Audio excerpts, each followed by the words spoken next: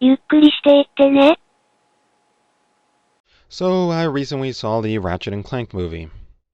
There's been a lot of reviews about this so far, but I thought I'd toss in my 2 cents because I don't really have much else to do anyway. The major complaint people have about this movie is that it sticks too close to the game. I found this a bit strange as it deviated a lot from the original game. From character personalities to motivations, and a decent chunk of the plot are quite different from the original game. Eventually, I learned it's the game that came out alongside the movie that people are referring to with this. Now, I've been a long-time fan of the series, but unfortunately I've been unable to keep up with recent installments. That includes the remake, which came out alongside the movie, but I couldn't play that because I don't have a PS4 and probably won't for a while. Money issues. I went into this movie understanding it was a remake of the original game's story, so I figured knowledge of some of the more recent entries wouldn't really be necessary.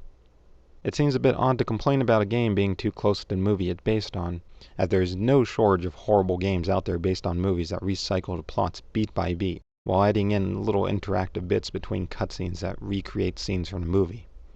It's a bit different here though, as the game and movie apparently share much of the exact same content, to the point where the movie almost seems like a compilation of game cutscenes. Much like the fan-made game movies one can easily find across YouTube. It's a little hard to say which came first, the chicken or the egg, when it comes to this.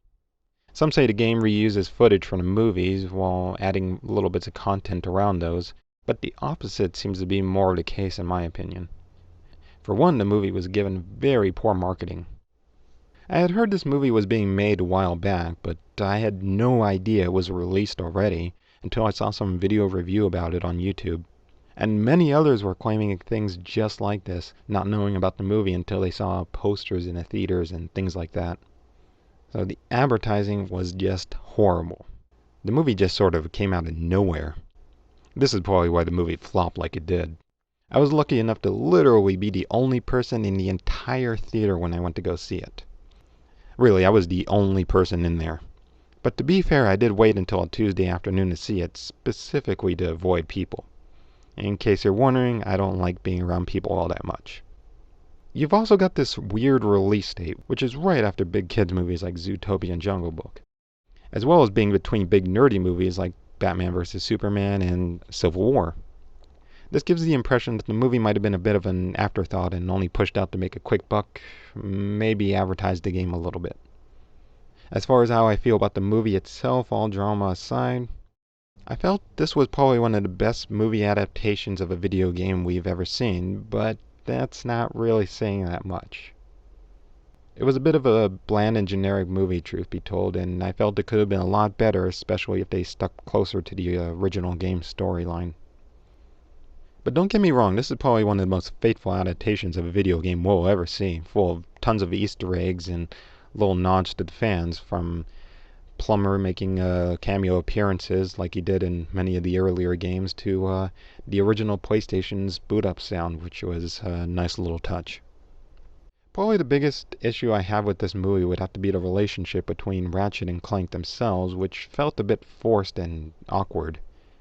In the original game, Ratchet finds Clank at the site of a crashed ship, much in the film, but he doesn't go out of his way to risk his neck and try and save what might be a toy robot for all he knows. No, he's just laying there kind of motionless, and Ratchet picks him up and takes him home because he's just curious about it. They weren't instantly best friends for no reason, they just compromised because each one had something the other needed. Ratchet had a ship he was building, and Clank had the missing component to make it fly. They built a friendship over the course of the game, not over the course of a handshake like in the film. For that matter, Ratchet came across like a much more self-centered and arrogant character in the game, whereas in the movie he's your typical underdog, big dreamer type. In the game he was only interested in leaving his planet and exploring the galaxy. He had no interest in joining the Space Rangers, which weren't even introduced until I think the third game. Ratchet only took interest in helping the cause after seeing the effects of the invasion firsthand. Clank, meanwhile, felt very pointless and forgettable in this movie, with very little personality and very little to contribute to the story. I felt his origin story was better in the game as well. Clank in the game wasn't an accident. He was made after the robot soldier factory's computer decided people had to be warned about the impending invasion, and he was made to assist in that. That even made for a little touching moment when Clank got to meet their mother for the first time, which is something you don't get in a movie. I think Quark's part in the story was also handled a little better in the game, but I can understand why they changed it the way they did to fit in the movie better. For that matter, I'm not exactly sure how I feel about him going from being a bumbling idiot who is all show to someone who is at least capable of holding their own but while having a massive ego. But I guess it kind of works in the setting of this movie. New characters, meanwhile, they're all very forgettable and aren't even really worth mentioning. I gotta say though, it was interesting to see them pull a villain from later in the series and have him work alongside the villain from the first game.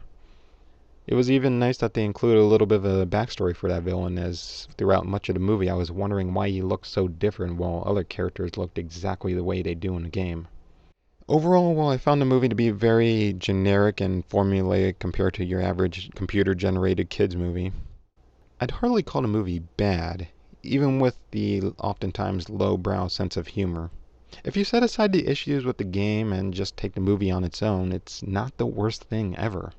And I don't know about you, but I'd take an average and middle-of-the-road adaptation over the stuff we've been given in the past any day.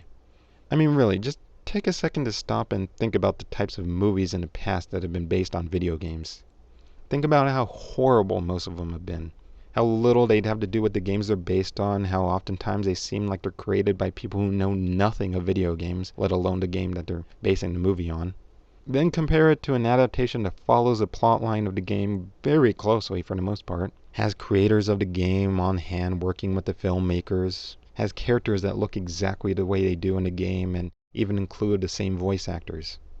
Now, this might not be a great movie, or even that good of a movie, but as far as movies go based on video games, this is one of the best ones out there so far. And I think while it might not be that good, it's a huge step in the right direction. Because I'm sure you know what the alternative is. And I don't think anybody wants to see more movies like Super Mario Bros., Street Fighter, Double Dragon, and so on. So even though it's not that great of a movie, I think it deserves a little bit of praise. I mean, at least the movie actually tries to be a decent, faithful adaptation. Unless all that stuff about it being a compilation of cutscenes from a game turns out to be true, then yeah, it's a little bit of a turd, but still. Even a compilation of cutscenes is better than the crap we've had in the past. So until next time, peace out.